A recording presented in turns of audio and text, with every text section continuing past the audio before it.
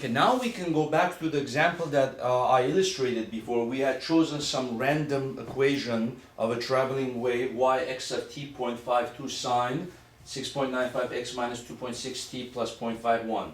And then we had asked various questions on that problem before, and we had found out that its amplitude is pretty much this value, 0.52, omega was this, the wavelength was 0.904, and the period and the frequency.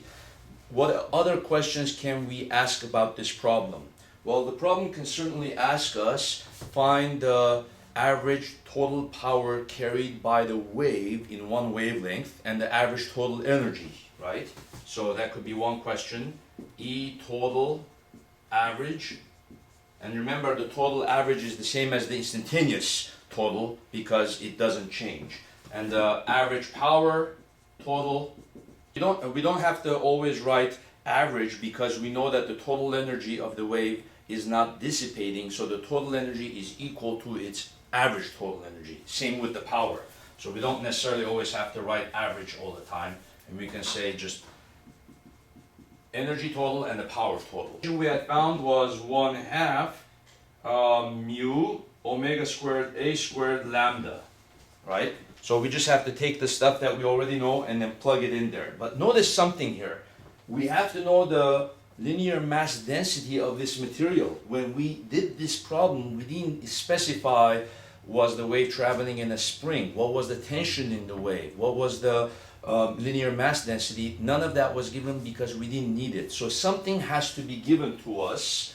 It either has to tell us the tension that's in that spring, or it has to tell us the linear mass density, right? The wave can be in a spring or string, but either the tension or its linear mass density must be provided. So let's say that it told us the tension, and then let's just say it was a string. Let's say the tension in the string was 20 newtons. What could we do from there?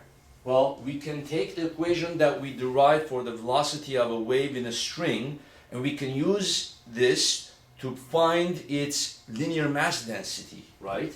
We can say v is equal to square root of t over mu, but the velocity of the wave is what? Well, it's already given here, 2.6 meters per second, right? Velocity 2.6 meters per second. So we could put that here, 2.6 square root, the tension is 20, and we can use that to find the mu, right? So what I'm going to do is square 2.6 squared, square this, square the velocity, which was just simply this value, and then square that, and you're just going to get 20 over mu, and then mu is going to be 20 over 2.6 squared. So that's actually a pretty dense string, right? So 1 meter of the string is going to have 2.95 kilograms. That's going to be pretty heavy string, pretty tight, maybe a thick rope, right? Because for a tension of 20 newtons, if it was a thinner string, the velocity of the wave would have traveled much faster, you see. Imagine v squared is 20 over mu. If this had been like a thinner string, mu would have been much smaller and the velocity would have been much faster. So the velocity of the wave would have been much faster in this string. But if it's a very thick, heavy rope, right, then it's possible for the velocity to be small, because if this is large, this is usually a small number than the velocity. So then we take all these values and we put it into this equation.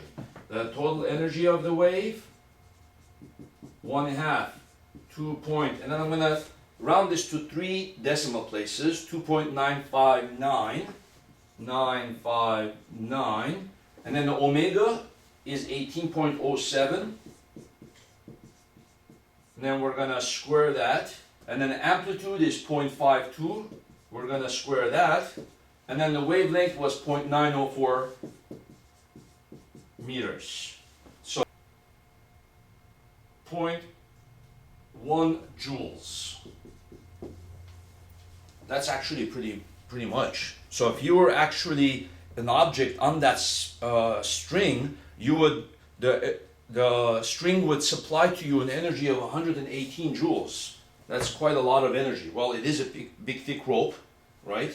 The frequency is pretty fast. Even though the amplitude is small and the wavelength is small, the energy is a lot. Now let's calculate the total power, right?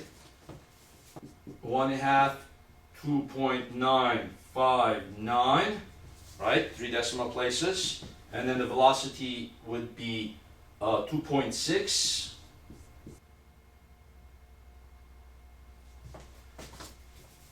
So it gives us a lot of wattage. Power total is equal to 339.6 watts. 6 watts. So that's a lot of energy that the wave is carrying and a lot of power that the wave is carrying. But notice we had to know the tension. We had to be able to use the velocity and the tension, the mass density equation to find the mass density so that we can put it into here and then we can finally get the answer that way. Okay? So this kind of example brings a lot of the stuff that we talked about in previous theory videos and the previous example. It brings it together and adds more stuff to it. Okay?